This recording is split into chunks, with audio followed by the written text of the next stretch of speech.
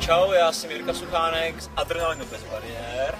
To je takový sdružení, organizace, která se snaží sem přitáhnout aktivity a věcičky, které tady ještě nejsou. Snažím se dotáhnout věcičky, které běžně fungují po světě, tady ne, že spousta sportníků zábavy ve světě už jezdí předělaný prototyp pro vozejčkáře. A tak jsme to říkali, to musí dotáhnout ty sem, aby jezdili všichni. Tak jsme pokopírovali, napsali pár mailů.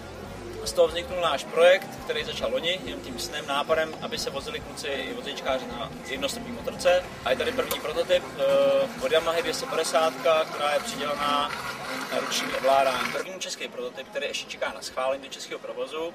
A ta motorka má asi tak zhruba 3 základní úpravy. První nejdůležitější věc jsou stabilizační kolečka, který pomáhají udržet stabilitu při rozjezdu a při brždění, při zastavování.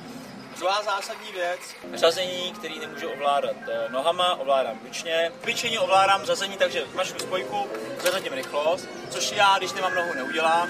Takže stejně tak zmačknu spojku nahoře, ale ovládám. Takže vlastně spojku mačkáš normálně a elektronicky máš spojený ten píst, který ti tam sází rychlost. Zase mi ten pístek zařadí místo té nohy. Tohle je z Anglie, to už tam funguje. Kolečka jsme vymysleli u nás jenom podle fotky, nechali jsme se navinout speciální lineární motor. A třetí, poslední věc, už taková minimální, tak jenom zadní brzda. A většinou motorky používáme jenom přední brzdu, tak to je základní, ale je tam i tak daná spodní páčka, která ovládá zadní brzdu. Funguje to ve světě, bude to fungovat i u nás.